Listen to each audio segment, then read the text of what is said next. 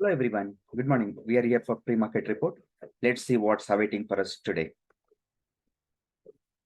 So Friday there was a result on 12th May. There was a result on Tata Motors, Cipla and Colpol.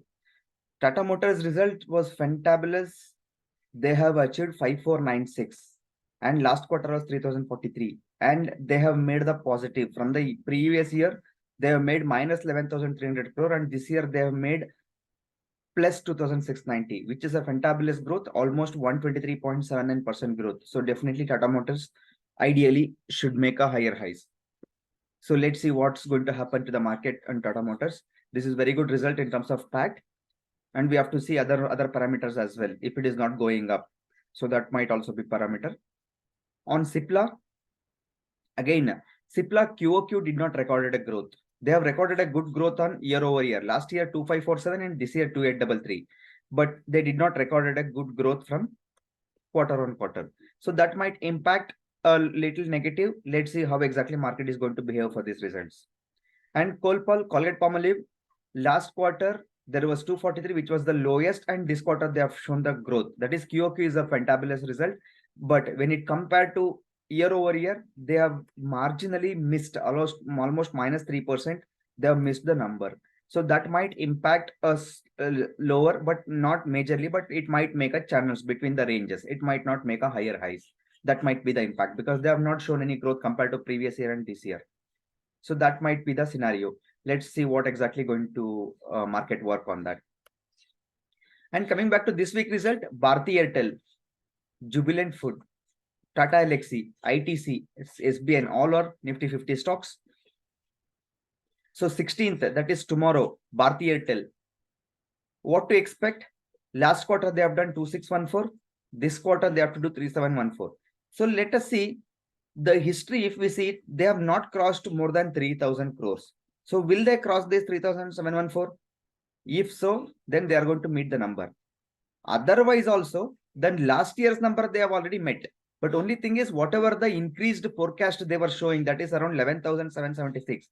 Will they meet or not? That's a different story. If they don't meet also, because the forecast they are failing, that might impact a little. But on a overall, they are growing compared to the previous year, and this year definitely they will be growing because already they have achieved to 8,062 crore. So this quarter, even though if they achieve even some 2,000 crore or 3,000 crore also, they might meet this number of the previous year number. So that might be growing year over year, and QOQ will be growing. Only thing is they might be failing in terms of their forecast. So that has to be revisited. Why exactly they are not meeting their forecast number? That is one. Otherwise, they might show good QOQ and YOY growth as well. That's what we are hearing from the previews.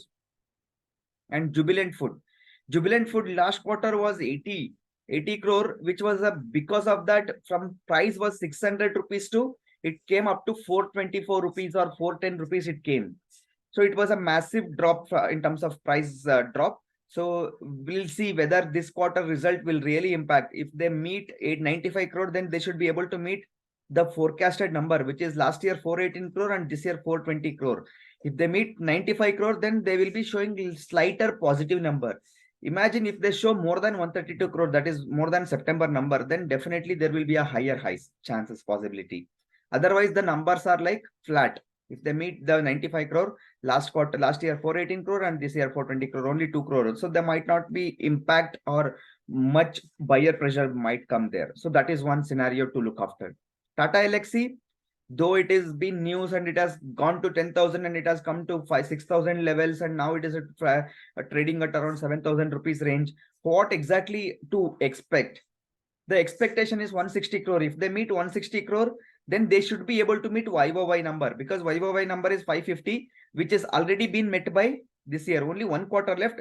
In that one quarter, if they do additional, then they might meet this number. But the scenario is, will it be good? This won't be good if they meet this quarter number. They have to meet 195 and beyond. If they go 195 and beyond, yes, that might make a higher highs. Otherwise, stock might trade in the channel or in the range. It might not go anywhere. It will be channel between that. So let's hope whether will they meet more than 195 crore or will they stick to 160 crore? How exactly it goes? Let's see. And it's a very conservative company. Let's see how exactly market going to react to it. So coming back to ITC, if you notice, since past 1.5 months, it is going like a rally. There is no full stop. Only because of GAN numbers, it was going, because of every Tuesday low, it was achieving. It is following GAN numbers and GAN rule very clearly. So as per this, ITC has reached 430 also out of now, since past 9 days trading days was high. So now next 3 days will be low. It's following the GAN number again. Let's see how exactly it's going to behave. But in terms of result, what to expect? Result to be expected is 4,200 crore. That is 4,266 crore. If they achieve this 4,266 crore, they'll be able to meet the forecast, and also they'll be able to cross the previous year number as well. Plus, they might be failing in terms of QOQ. If 4,266 is crossing more than, that is 5,080 crore, then definitely both QOQ and YOY will be recorded high growth. Then market might go on a higher side. Else, it might be in the range of between 440 to around 410 or 400 ranges. It would be on that range, but it has to cross 5,080 crore to show the tremendous growth. But what exactly we are seeing since last month or last quarter results, the ITC is outperforming, we can call. Every day it is growing minimum 1%, 1.5%, it is going up. So it is like a daily 30%, 30 days trade, 30% is straight away gone up. Like that's the scenario is. Let's see whether will it continue even after the results or not. Let's wait for the results on 18th. The lastly, SBI. SBIN also 18th result. SBIN is trading between 550, 510 to 580 or 590, 610 range. So this is since past 6 months, it is in that range. Why exactly it is in that range? The thing is, 15,888 crore they have achieved in December. Will they achieve the same number, that is 10,191 crore this year or this quarter? If they achieve this quarter 10,191 crore, then they will be meeting both QOQ and YOY number. But QOQ number to meet, they have to meet more than 6,000 crore, 16,000 crore. If they beat the 16,000 crore, then yes, the market is going to make a higher highs. Else it will be even following the same channel. If they meet 10,191 crore, QOQ number will be lesser. Though it's a YOY number shows positive, market might not make a higher highs. Let's see how exactly. And remember, friends, last year there were 37,000 crore and this year 49,000 crore. 12,000 crore positive they are showing. This might also impact the investor sentiment. Okay, they have grown by 12,000 crore. Let's make a higher highs. Like that, investor might come into the picture as well. In this case, the QOQ number, if they are not meeting, also might not even impact much to the investors. Let's see how exactly investor mindset after the results. Coming back to the macroeconomic events, today there are wholesale price index result, that is WPI of manufacturing, fuel, inflation, food index. All these results are at 12 p.m. This will largely impact Nifty and Bank Nifty also. The reason behind it, this is a major, or you can call it as a economic indicator, and it measures the average changes in the price of goods over a time period. If you notice, this WPI index is somehow related to the inflation as well, because it is often used to gauge inflation and price trends of the economy. Sorry. So WPI index is somehow influencing inflation also, because it is an indicator, or it's an often used to gauge the inflation. That's why it is also related to the inflation. So what all the things to be expected? That is, it monitors the inflationary pressures, provides valuable information to policymakers and economists. It will give up valuable information, what exactly to be picked up or not to picked up for the inflations and policymakers and economists. And finally, on the Bank Nifty, as the inflation influences, because WPI also related to inflation. If the inflation is high or WPI is high, then interest rates might go high and earning of a companies might fall. Investor sentiment also go weaker. All these things might directly impact on the Nifty and Bank Nifty. This also a major factor for WPI manufacturing, WPI fuel, WPI inflation, WPI food, all these things. So that's why these results are important. Bank Nifty might react little positive or little negative based upon the results. And this balance of trade, exports and imports, this we will talk in the other videos about this. So this results also is available. This also might impact the Bank Nifty and Nifty details. So now coming back to the global index performance, the global index is what? SGX Nifty is minus 38, which is same as Nifty, but in a starting it is minus 38. Gold is also little compared to the previous week, gold is also going little lesser. So that means what? Nifty is in a positive trend or negative trend, because in the SGX Nifty is down, Nifty also should go down or might travel down towards, but gold is down. That means what? There is a possibility that Nifty might take a positive direction as well. Let's see what's awaiting in the chart as well. Dow Jones is flat.